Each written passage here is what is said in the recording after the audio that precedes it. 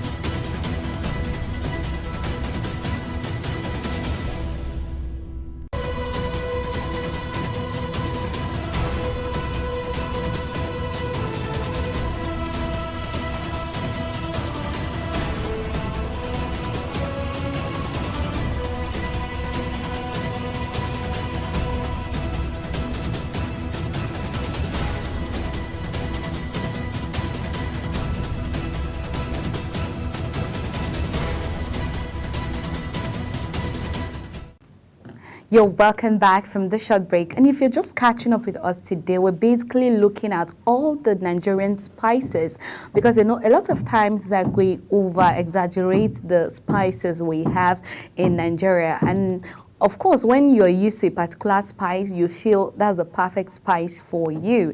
And earlier, I wanted to say, Sam, when we're talking about spices, please, we're not talking about Maggi and salt. Hope you know that.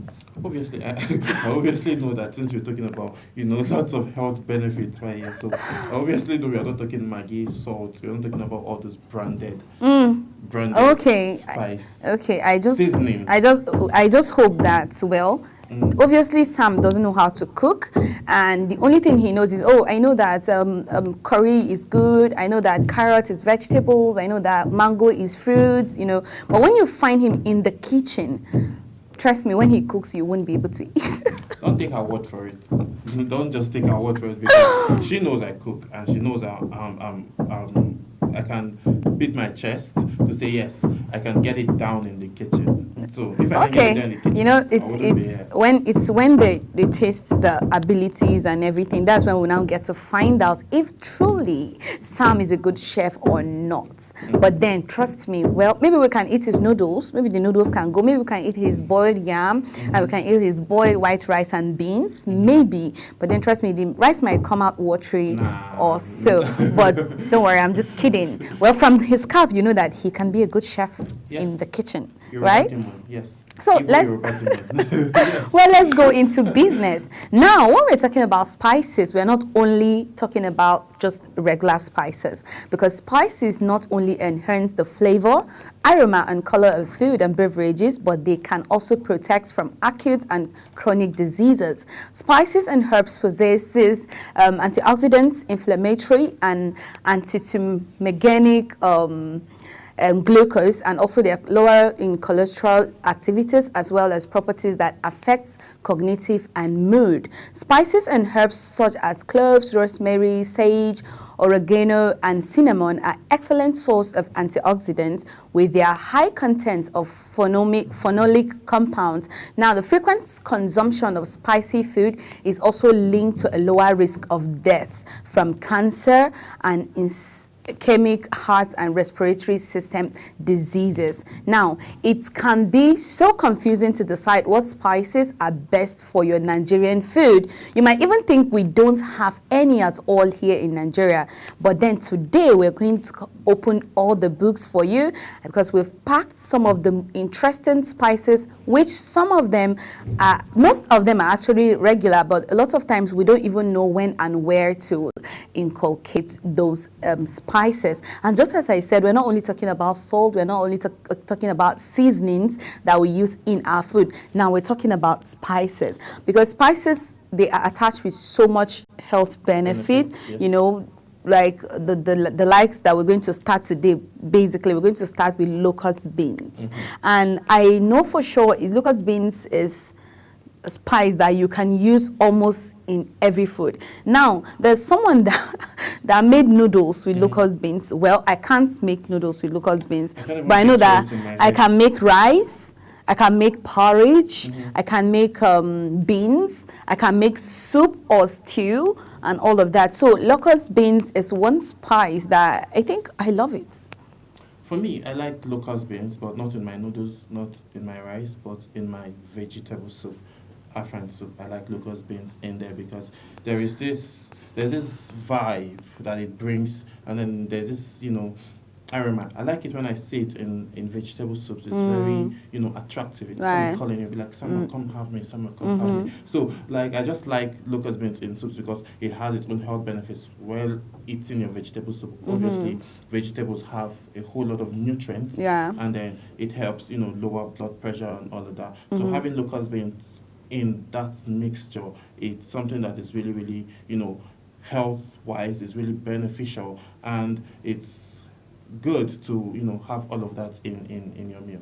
Okay, so you were talking about not having to use or eat your locust beans in your rice. Now, I've not tried that. okay, now let me just, have you tried village rice? I have. Okay, have you it. tried the palm oil rice? Don't leave me.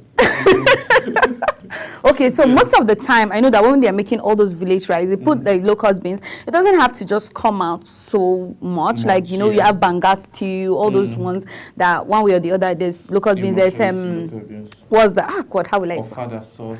Oh my, sometimes, yeah, when you're in my space, it's like, oh my God, I've found my comfort, I've found my course. speech, I've found my, but sometimes it's like, what is all of this?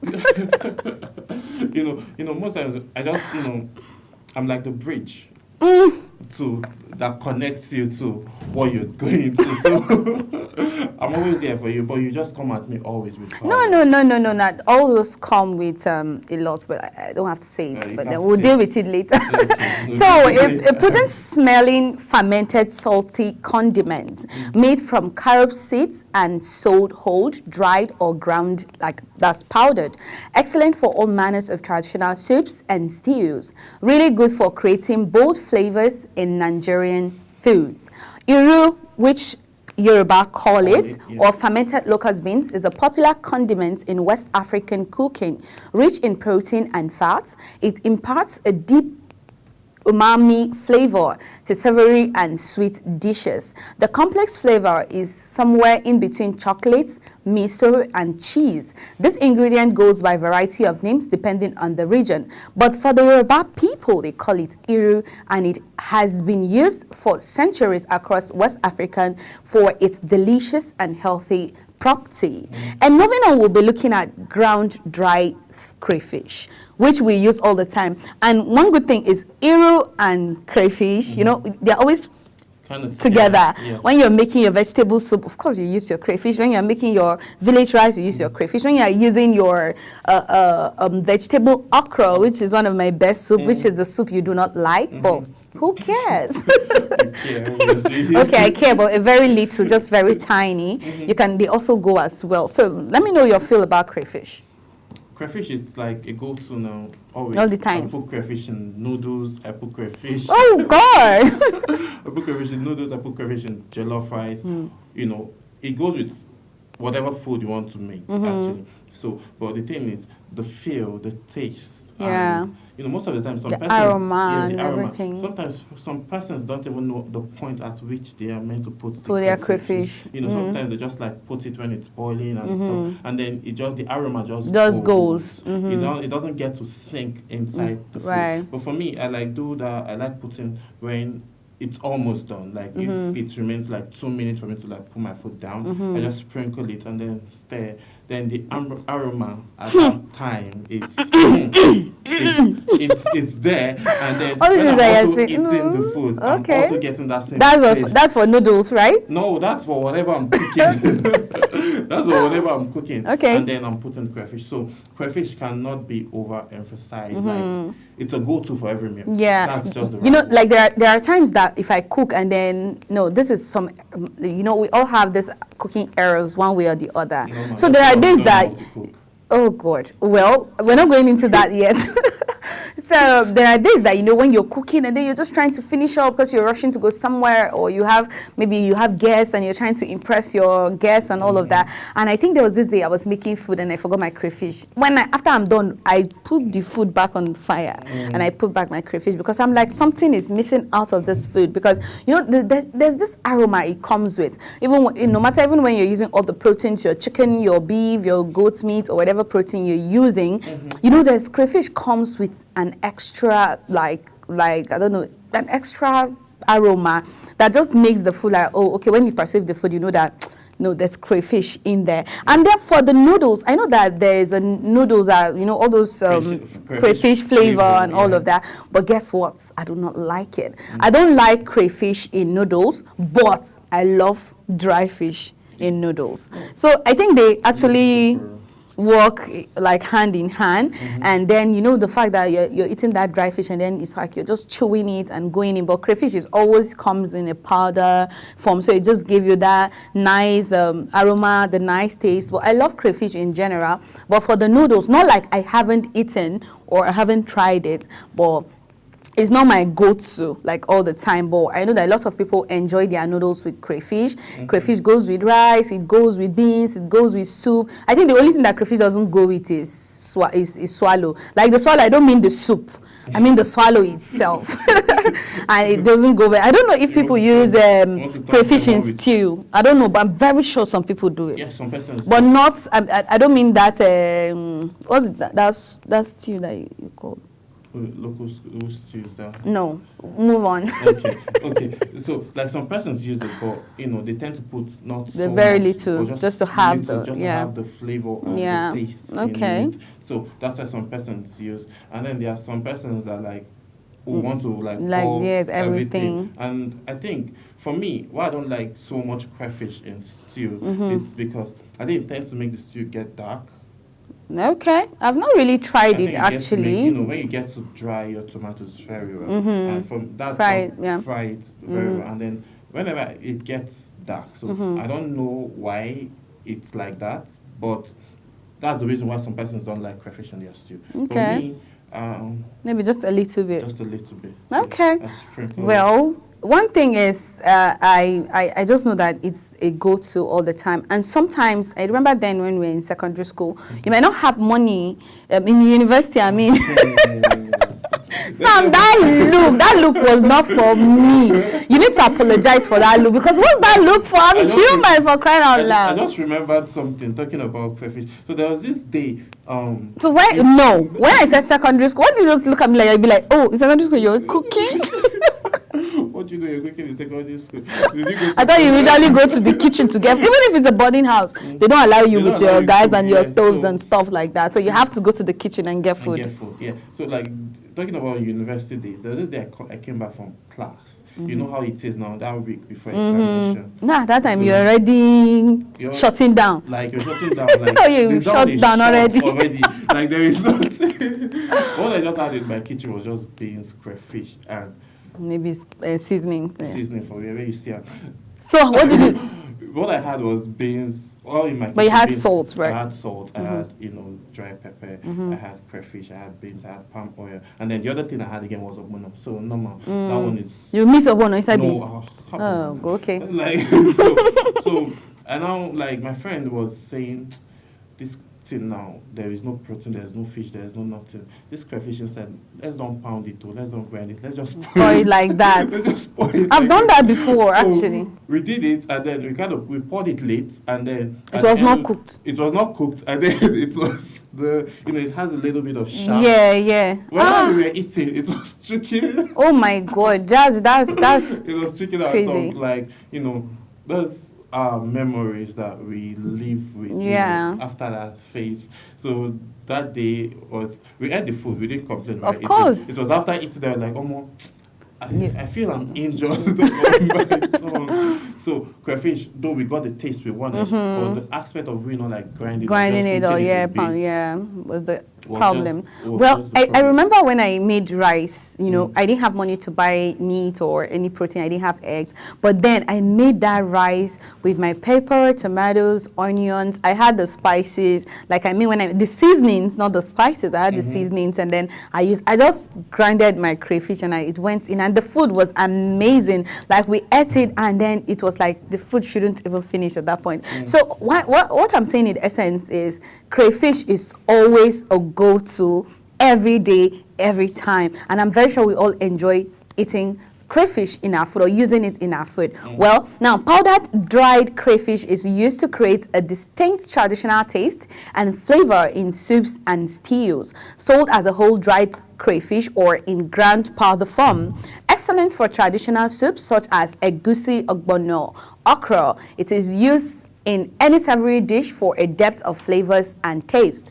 Dried crayfish contains essential vitamins and minerals. It helps to promote the overall body health. It provides a good amount of vitamin Bs and including vitamin B12 to the body. Crayfish generally contains high quantity and quality protein. A 5-ounce serving of crayfish contains close to 25 grams of protein. They are low in fat and contains only trace amounts of carbohydrate. Crayfish are high in B vitamins, just as I said earlier, and minerals such as calcium, magnesium, iron, zinc, and phosphorus. A 3-ounce serving of cooked crayfish contains 70 calories and 14 grams of protein. So you know that when you have your crayfish, you're not just eating crayfish. There is so much more important minerals, vitamins, like what is for your health is superb. So moving on, we'll be looking at pat minga, and on this we're looking at herbs like we're looking at curry leaves, basil leaf, like a lot of them, those leaves that give you that nice flavor. I'll call them saints. I know it's a flavor when it comes to food, but it has this nice, that's why there's saint leaf, because it has this nice aroma. Let me just say nice smell. I will use the word. It has this nice smell. So I think when growing up, we had this curry leaf growing in my house. When we're making rice, we'll plug it. When we're making pasta, we plug it. Whatever that curry leaf, fresh one goes Yeah, into. like it goes. It's just good. It's too God, good to be like, true. Then when like I said earlier, my mom used to sell food, so that was what my mom uses for For her her food. stew. Stew. That stew is so and jollof homely. rice. Don't worry.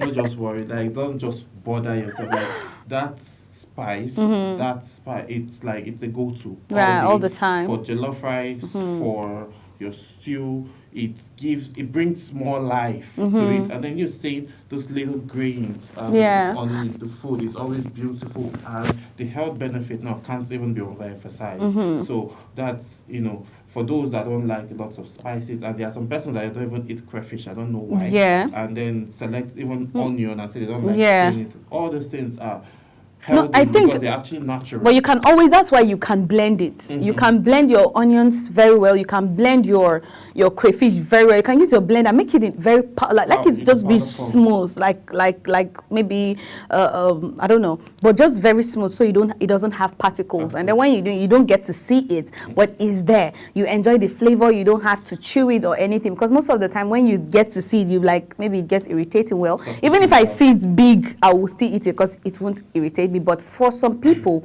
they don't really find it really interesting. And talking about this curry leaf in particular, I think a lot of people have forgotten, or they don't even use, because I've noticed that, including myself, because we're so used to the curry powder with the mixture of the turmeric to just give it that color in the food.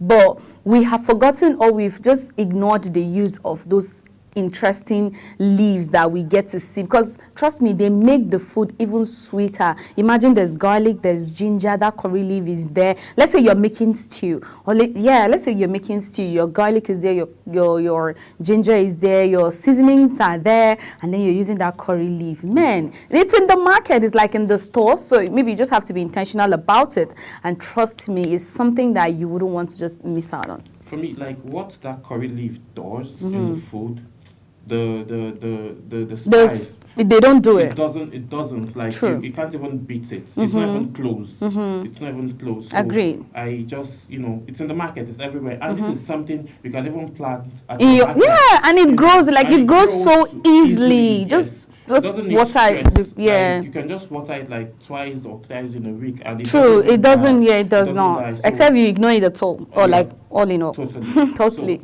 So don't ignore it totally, like Animal ignores me after the show. So you should make sure you use all these healthy herbs, bay leaf, mint leaf, all of these things. They are natural herbs that our ancestors and our parents used to grow. So we shouldn't just focus on processed one and say no, this is processed, it's much healthier. No, those natural ones actually help with the body system generally. Right. So a quick one now. A fragrant herb believed to have been introduced to Nigerians many years ago, as known as curry leaves, sold fresh, used mainly to season meat and chicken before cooking or boiling, sometimes referred to as Negro pepper, used for aromatic crisp flavor, has a slightly bitter taste, so must be used in moderation, used especially for making pepper soup and banga soup. And trust me, I said it earlier, you can make jollof rice, you can make stew, you can make